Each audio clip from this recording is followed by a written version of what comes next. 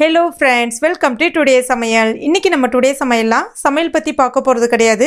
அதற்கு பதிலாக கிருமி நாசினின்னு சொல்லக்கூடிய சானிடைசரை ரொம்ப குறைந்த விலையில் நம்ம வீட்டில் எப்படி தயாரிக்கலான்ற டிப்ஸ் தான் பார்க்க போகிறோம்.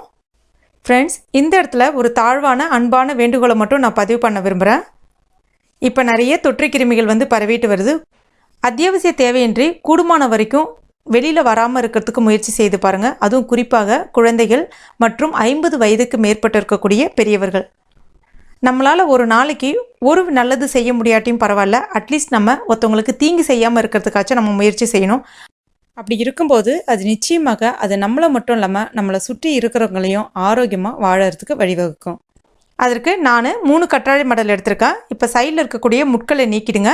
மேலே இருக்கக்கூடிய அந்த ஒரு தோல் பகுதியை மட்டும் நீக்கிடுங்க. இப்போ இந்த உள்ளே இருக்கக்கூடிய அந்த ஜெல்லை ஒரு தடவை கழுவிடுங்க. அதுக்கப்புறமா கத்தியை பயன்படுத்தி அந்த ஜெல்லை மட்டும் அடியில் அந்த இலை அடிப்படாத அளவுக்கு அந்த ஜெல்லை மட்டுமே கத்தியால் லைட்டாக இந்த மாதிரி குத்தி விட்டுக்குங்க. சின்ன சின்ன துண்டுகளாக வர மாதிரி நல்லா குத்தி விட்டுக்குங்க. ஏன்னா மிக்சியில் அரைக்கும் போது உங்களுக்கு ஈஸியாக அரைப்படும். இப்போ இதை ஒரு ஸ்பூனை யூஸ் பண்ணி ஸ்க்யூஸ் பண்ணி ஒரு பவுலில் நம்ம சேர்த்துக்கலாம். இப்போ பார்த்தீங்கன்னா நான் எல்லாத்தையும் இந்த மாதிரி எடுத்துட்டேன். உங்ககிட்ட ஃப்ரெஷ்ஷான கற்றாழை ஜெல் இல்லை அப்படின்னா மார்க்கெட்டில் கிடைக்கக்கூடிய கற்றாழை ஜெல் நீங்கள் பயன்படுத்திக்கலாம். இப்போ இதை ஒரு மிக்சி ஜாரில் சேர்த்துட்டு தண்ணிலாம் எதுவும் சேர்க்காமல் நல்லா பிளெண்ட் பண்ணி எடுத்துக்கங்க. இப்போ நான் நல்லா அரைச்சி எடுத்துட்டேன். கொஞ்சம் கொஞ்சம் அங்கங்கே சின்ன சின்ன திரி அதாவது கெட்டிக்கிட்டே இருந்தாலும் பரவாயில்ல, ஒன்றாகாது. அடுத்ததாக ஒரு கிளாஸ் எடுத்திருக்கேன். இப்போ இதில் 100 ml அளவுக்கு அந்த கற்றாழை ஜெல் நான் இது கூட சேர்க்குறேன். அடுத்ததாக இது ரப்பிங் ஆல்கஹால்னு சொல்லுவாங்க. இது நல்ல ஒரு கிருமி நாசினியாக செயல்படும். இது உங்களுக்கு எல்லா மெடிக்கல் ஷாப்லையுமே கிடைக்கும். சாதாரண சிம்பிளாக இருக்கக்கூடிய அந்த மெடிக்கல் ஷாப்லேயே கிடைக்கும். இதனுடைய விலை பார்த்தீங்கன்னா 30 ரூபாயிலேருந்து 50 ரூபாய்க்குள்ளே இருக்கும். இது எதற்கு பயன்படுதுன்னு பார்த்தீங்கன்னா, மேலே புண்கள் அந்த மாதிரி ஏற்பட்டுடுச்சுன்னா ஜஸ்ட் காட்டன் துணியை பயன்படுத்தி இந்த ஆல்கஹாலை வச்சு மேலே தேய்ப்பாங்க. அந்த மாதிரி தேய்க்கும்போது பார்த்தீங்கன்னா நல்ல ஒரு கிருமி நாசினியாக செயல்பட்டு அங்கே இருக்கக்கூடிய கிருமிகள் அழிஞ்சிட்டு அங்கே புண்கள் சீக்கிரம் சரியாகும். அதுக்காக தான் பயன்படுத்துகிறாங்க. இதை நம்ம பயன்படுத்தி நம்ம கையில் தேய்க்கும்போது பார்த்தீங்கன்னா நமக்கு பரவக்கூடிய அந்த தொற்று கிருமிகள் ஈஸியாக அழிஞ்சிரும். இப்போ இது ஒரு 50 ml அளவுக்கு சேர்த்துக்கலாம். இதில் பார்த்தீங்கன்னா ரேஷியோ ரொம்ப ரொம்ப முக்கியம். அதாவது அளவுகள் ரொம்ப முக்கியம். இதில் நீங்கள் ரெண்டுமே ஈக்குவல் குவான்டிட்டியில் எடுக்கலாம். அதாவது கற்றாழை ஜெல்லும் ஆல்கஹாலும் ஈக்குவல் குவான்டிட்டியில் எடுக்கலாம். ஆனால் அந்த மாதிரி எடுக்கும்போது பார்த்தீங்கன்னா அந்த ஆல்கஹாலோடைய ஸ்மெல் ரொம்ப ஓவராக இருக்கிற மாதிரி ஆகிடும். இல்லைனா சில பேருக்கு அலர்ஜி மாதிரி வந்துடும். அதனால நான் சொல்கிற ப்ரொபோர்ஷனில் எடுத்தீங்க அப்படின்னா உங்களுக்கு சரியான அளவுகளாக இருக்கும்.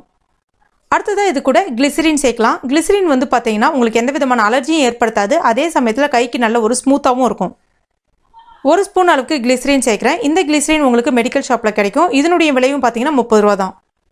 உங்கள்கிட்ட கிளிசரின் இல்லைனாலும் பரவாயில்ல, 1 ஸ்பூன் அளவுக்கு நார்மல் நம்ம பயன்படுத்தக்கூடிய தேங்காய் எண்ணெய் சேர்த்துக்குங்க. அடுத்ததாக ஆல்கஹால் அதற்குண்டான ஒரு ஸ்மெல்லை கொடுக்கும். அந்த ஸ்மெல்லை நம்ம எடுக்கிறதுக்காக நம்ம இதில் ஏதாவது ஒரு நறுமணத்தை சேர்க்கலாம். நறுமணம் நான் இன்றைக்கி பார்த்தீங்கன்னா டீ ட்ரீ எசென்ஷியல் ஆயில் சேர்க்குறேன். இதில் நீங்கள் எந்த எசென்ஷியல் ஆயில் வேணாலும் சேர்த்துக்கலாம். பெப்பர்மெண்ட் ஆயில் அந்த மாதிரி ஏதாவது எசென்ஷியல் ஆயில் சேர்த்துக்கலாம். இல்லைனா ரோஸ் வாட்டர் ஒரு 5 ஸ்பூன் அளவுக்கு ரோஸ் வாட்டர் சேர்க்கலாம். ரோஸ் வாட்டரும் உங்கள்கிட்ட இல்லை அப்படின்ற பட்சத்தில் வேப்பிலை, இயற்கையான வேப்பிலை இருக்கு இல்லையா, அந்த வேப்பிலை ஒரு 3 கைப்பிடி அளவுக்கு வேப்பிலையை எடுத்துங்க. ஒரு 1/4 கப் அளவுக்கு தண்ணீரில் நல்லா கொதிக்க வச்சுங்க. நல்லா அந்த தண்ணியை ஆறின பிறகு அந்த தண்ணியை வடிகட்டிட்டு அந்த தண்ணீர், அதாவது ஒரு 50 ml அளவுக்கு வேப்பிலை தண்ணீரும் இது கூட நீங்கள் சேர்த்துக்கலாம். இப்போ இது எல்லாத்தையுமே நல்லா ஒரு தடவை கலந்து விட்டுருங்க. அவ்வளோதான், ரெடி ஆகிடுச்சு. அதுக்கப்புறம் இதை நம்ம ஒரு ஸ்ப்ரே பாட்டிலில் சேர்த்துடலாம். ஸ்ப்ரே பாட்டில் உங்கள்கிட்ட ஏதாவது காலி ஸ்ப்ரே பாட்டில் இருந்தாலும் சரி, இல்லைனா நிறைய இப்போலாம் பார்த்தீங்கன்னா டிபார்ட்மெண்ட் ஸ்டோரில் கிடைக்கிது. அந்த மாதிரி ஸ்ப்ரே பாட்டில் கூட நீங்கள் வாங்கி பயன்படுத்தலாம். இல்லைனா வீட்டில் காலியாக இருக்கக்கூடிய எண்ணெய் டப்பா அந்த மாதிரி எதாக இருந்தாலும் நீங்கள் பயன்படுத்திக்கலாம். அதாவது அந்த பாட்டிலை வாஷ் பண்ணிவிட்டு காய வச்சுட்டு பயன்படுத்துங்க. அவ்வளோதான், ரெடி ஆகிடுச்சு. ரொம்ப சிம்பிளாக ரெடி ஆகிடுச்சு பாருங்கள். இது கொஞ்சமாக கையில் இந்த மாதிரி ஊற்றிட்டு நம்மளுடைய கை முழுவதும் தடவிட வேண்டியதான். இது எப்போல்லாம் பயன்படுத்தலாம்னு பார்த்தீங்கன்னா, நீங்கள் எங்கேயாவது அத்தியாவசிய தேவைக்காக வெளியில் போயிட்டு வந்தாலும் சரி, இல்லைனா பால் பாக்கெட் அந்த மாதிரி ஏதாவது நீங்கள் வெளியிலேருந்து எடுத்தாலும் சரி, இல்லை நியூஸ் பேப்பர் எடுக்கும்போது எந்த பொருளை நீங்கள் வெளியிலேருந்து எதை தொட்டாலும் சரி, நிச்சயமாக இது கொஞ்சமாக எடுத்து கையில் அப்ளை பண்ணும்போது அங்கே இருக்கக்கூடிய தொற்று கிருமிகள் முழுமையாக அழிக்கப்பட்டுரும். முடிஞ்ச அளவுக்கு ஒரு நாளைக்கு 5லேருந்து 6 முறை கையை நல்லா சோப்பு போட்டு வாஷ் பண்ணுங்கள். ஃப்ரெண்ட்ஸ், இப்போ பார்த்தீங்கன்னா அந்த தொற்று கிருமி ரொம்ப வேகமாக பரவிட்டு இருக்குது. நம்முடைய கவர்மெண்ட் நிறைய அட்வைஸ் பண்ணுறாங்க. தயவு செய்து அந்த அட்வைஸை கொஞ்ச நாளைக்கு ஃபாலோ பண்ணுங்கள். கொஞ்சம் கஷ்டம்தான் இருந்தாலும், ஆனால் வேறு வழி இல்லை. மறுபடியும் நம்ம பழைய நிலைமைக்கு வரணும் அப்படின்னா சில விதிமுறைகளை கொஞ்ச நாளைக்கு நம்ம கடைபிடிச்சு தான் ஆகணும். கண்டிப்பாக நீங்களும் ஃபாலோ பண்ணுவீங்க நம்புகிறேன். இந்த டிப்ஸ் உங்களுக்கு பிடிச்சிருக்கும் நம்புகிறேன். இந்த வீடியோ பிடிச்சிருந்துச்சுன்னா லைக் பண்ணுங்கள். உங்கள் நண்பர்கள் மற்றும் ஃபேமிலி மெம்பர்ஸ் கூடயும் ஷேர் பண்ணுங்கள். மேலும் இது போன்ற பயனுள்ள குறிப்புகளுக்கு நம்ம சேனலை இது வரைக்கும் நீங்கள் சப்ஸ்கிரைப் பண்ணலன்னா மறக்காமல் சப்ஸ்கிரைப் பண்ணிக்கங்க. தேங்க்யூ.